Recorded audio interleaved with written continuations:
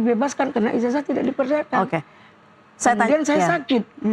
Ternyata klien saya dibebaskan amnesti, berarti persoalan saya selesai. Ijazah S1 tidak ada urusan dengan saya. Itu hak Bang Egy. Kenapa dipaksakan? Oke. Syarat-syarat Bang Egy. Baik. Oke, Itu syarat-syarat tadi sudah dikemukakan. Tapi Bang itu Sahaji jadi gini, yang dijelaskan Bu Eli, yang saya hormati selaku orang tua saya, Bu ya.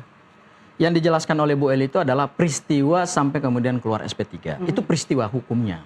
Tetapi kemudian yang kami kritisi itu kan bukan peristiwanya. Memang betul produk hukum itu akan berkaitan dengan satu perjalanan peristiwa hukum, tetapi kemudian ketika dia kan dikeluarkan harus sesuai dengan hukum acara yang diatur di dalam KUHP. Itu ya. Itu dulu. Saya kunci di situ dulu ya. Nanti saya jelaskan. Kenapa kami katakan ini cacat? Yang pertama, dasar hukum yang digunakan dalam keluarnya SP3, kalau Bu Eli punya SP3-nya, di situ ya di poin 3 kalau saya nggak salah, Bu. Poinnya apa? Silakan, poinnya adalah rujukan hukumnya menggunakan pasal 361. Ini KUHP yang baru ya? Ya, 361 huruf A Undang-Undang Nomor 20 Tahun 2025. Itu ada. Ya. Di poin C ya kalau saya nggak salah. Maksudnya 361 itu peralihan antara KUHP baru dan KUHP lama. Ya, boleh dipakai. Kalian kan tidak tahu apa yang saya lakukan pengajuan RJ ini. Mau saya jelaskan saya dulu? membuat, tunggu dulu, saya yang tahu. Bu. Kalau kamu tahu ya, saya membuat beberapa syarat-syarat formil maupun syarat-syarat materialnya saya buat. Kemudian mereka gelar perkara. Mereka gelar perkara. Syarat formil yang Ibu ajukan apa aja? Mereka gelar perkara tidak perlu saya klarifikasi kepada kalian karena ini sudah memenuhi unsur.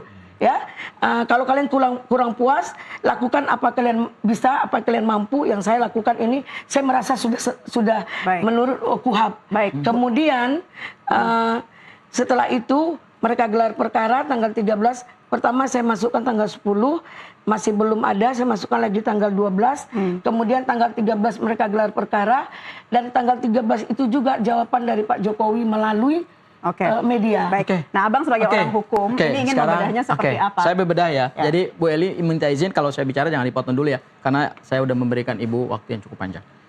Kenapa kami katakan ini cacat? Kalau kita merujuk pada pasal 361 huruf A yang tadi disebut adalah hukum transisi, di situ berlaku dua asas.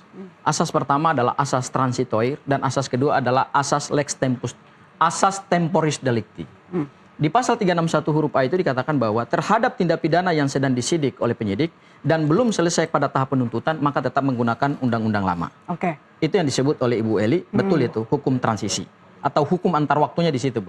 Nah, sekarang kalau kemudian kita kembali kepada Undang-Undang Nomor 8 Tahun 1981 tentang KUHP, itu tidak ada pengaturan restoratif justice.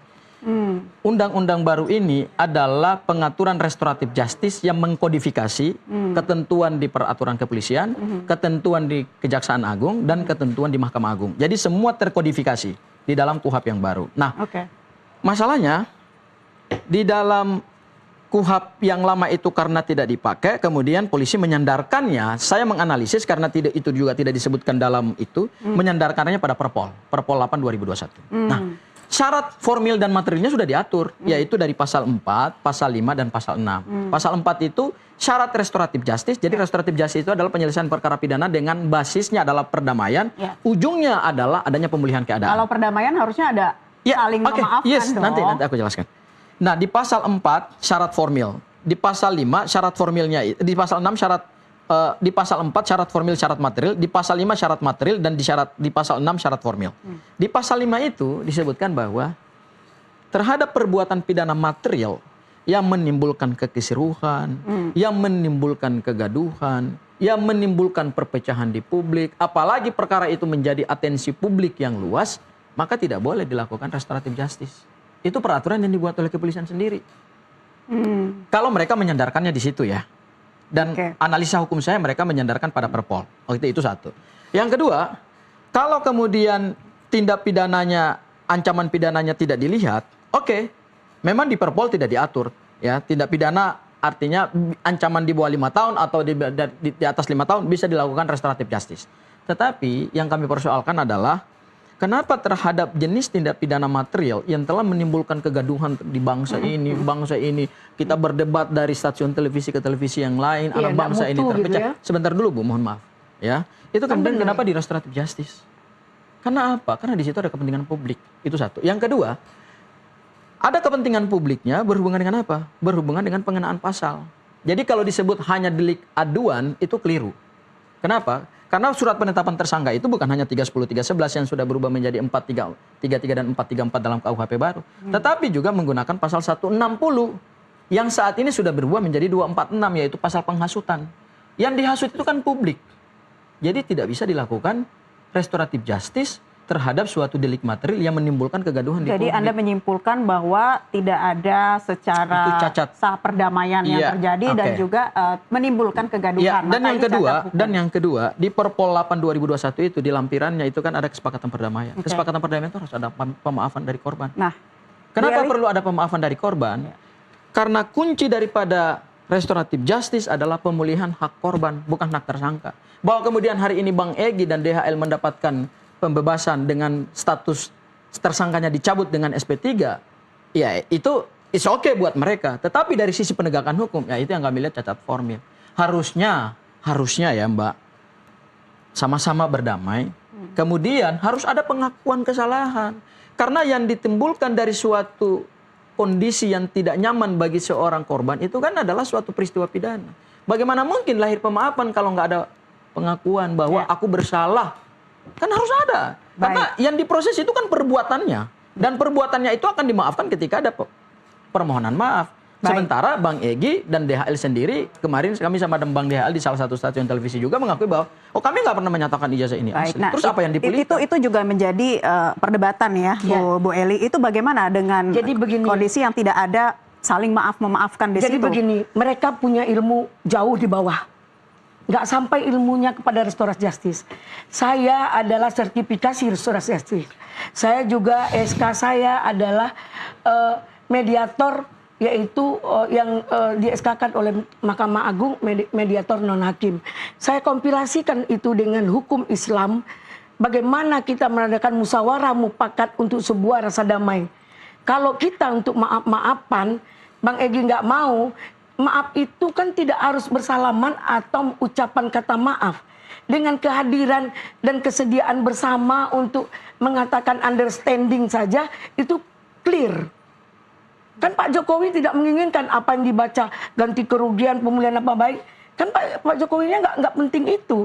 Kenapa dipaksakan oleh mereka? Nah kalau mereka nggak paham, ayo duduk sama. Atau pertanyakan kepada kepolisian. Ya, apa yang terjadi ketika saya minta, ketika kami didamping di situ, jangan umbar-umbar ribut-ribut di publik. Kan ini membuat malu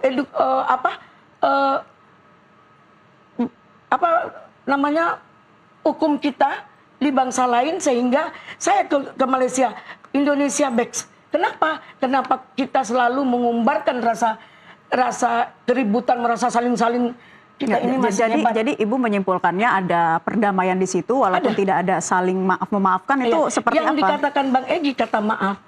Begitu masuk, Bang Egy bilang, Mas Jokowi, Bang Egy pelukan, kemudian cerita duduk, Mas kok nggak duduk di sini? Ya, saya kan bukan mimpin rapat. Saya orang biasa, orang kampung. RT aja nggak ngelirik tuh. Langsung nih tanpa area dari mulai Bang Egy datang. Mas Jokowi itu kan presiden. Tapi saya ke sini tidak minta maaf. Salah saya di mana, Mas? Saya menggugat loh. Bla bla bla bla. Tidak minta maaf untuk persoalan yang dilakukannya tentang ijazah yang digugat, yang sudah inkrah berkekuatan hukum tetap selesai. Nah, tapi langsung dijawab Pak Jokowi, understanding, selesai. Nah kemudian cerita, saya sakit, kemudian baru disampaikan Bang Egy, Mas kan masih berkuasa. Jadi dari yang terjadi di sana, Ibu bisa menyimpulkan bahwa memang sudah terjadi perdamaian tanpa harus ada kata maaf dan saling memaafkan, dan ini sudah bisa memenuhi restoratif justice.